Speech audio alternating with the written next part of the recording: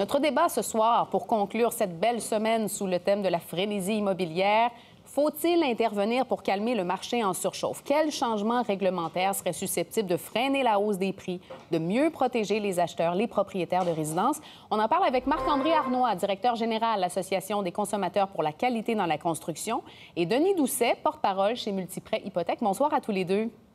Bonsoir. Alors, Bonsoir. On va essayer de mettre carte sur table en commençant. Êtes-vous de ceux qui croient que le marché immobilier du Québec va se replacer naturellement ou il faut agir? Monsieur Doucet.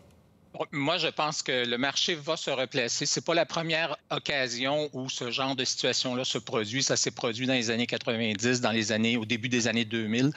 Et le problème qu'on a actuellement, c'est qu'il manque d'offres sur le marché, c'est-à-dire qu'il y a peu de gens qui mettent leur maison à vendre et le nombre d'acheteurs potentiels n'a pas réduit, ce qui crée de la surenchère parce que souvent, on se retrouve avec des offres multiples sur la même propriété, puis ça crée une hausse de prix, là. Donc, ce que je comprends, c'est que la théorie, c'est qu'avec la hausse future des taux d'intérêt ou encore en raison de plusieurs facteurs, ça va se replacer tout seul. C'est ça que vous dites, M. Doucet? Ne serait-ce que lorsque la pandémie sera réglée et que les gens auront moins peur d'avoir des visites chez eux, déjà, ça sera un facteur qui va aider.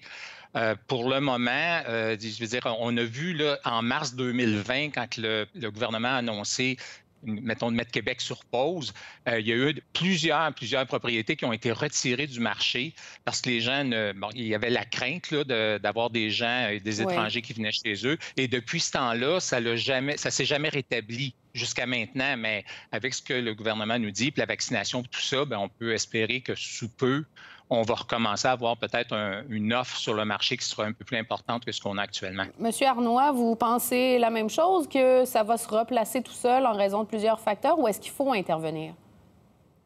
Bien, c'est-à-dire oui et non. C'est-à-dire qu'on ne conteste pas qu'il y a une conjoncture qui pousse les prix à la hausse actuellement et qu'il y a fort probablement une partie de la surchauffe immobilière qui va se régler un peu toute seule, mais ça ne change rien au fait que la surchauffe expose des lacunes dans notre système immobilier au Québec et que c'est tout à fait le rôle du gouvernement d'agir pour corriger ces lacunes-là qui sont exposées par la surchauffe immobilière, puis pour amoindrir le choc sur les ménages.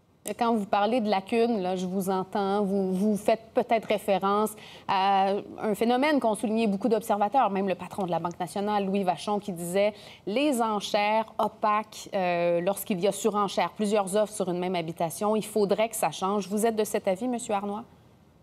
Oui, certainement. C'est sûr que les études se contredisent à savoir l'effet que ça va avoir ou pas sur les prix, mais il n'en reste pas moins que ça manque de transparence et que si les gens avaient accès aux différentes contre-offres, ça pourrait assainir le marché immobilier. Ça pourrait permettre aux gens de prendre des décisions qui se basent sur les faits et non pas sur l'hypothétique contre-offre. Et puis, on va arrêter de jouer avec l'argent. Je vous entends inspirer. Oui, c'est ça, M. Doucet. Là-dessus, je ne suis pas tout à fait d'accord parce que faire des offres ouvertes, ça va provoquer des encans. Et si on parle aux courtiers immobiliers actuellement, quand ils reçoivent plusieurs offres, la plus élevée n'est pas nécessairement la meilleure. Chacun évalue sa possibilité, peut-être, puis naturellement, parce qu'il y a plusieurs offres, les gens essaient d'aller au-delà du prix demandé pour essayer de convaincre le vendeur de leur vendre la propriété. Mais ce phénomène-là se fait parce qu'il y a de l'émotion. Acheter une propriété, surtout quand c'est les premières propriétés, c'est un rêve, puis les gens, à un moment donné, ils perdent de vue la rationalité qu'ils devraient avoir, la rationalité financière, si on veut, le budgétaire qu'ils devraient avoir quand ils décident de proposer un prix pour une maison. Ce genre de phénomène-là, on ne voit pas ça dans le commercial, parce que dans le commercial, ils calculent et si le chiffre marche, c'est correct. Si ça ne marche pas, on débarque. Oui, mais M. Doucet, par exemple, si les enchères étaient transparentes et qu'on savait qu'une offre est de, par exemple, 500 000 bien, le sachant, on peut offrir 500 de plus au lieu de spéculer et offrir 5 000 de plus. Vous ne pensez pas que ça permettrait de freiner la hausse des prix?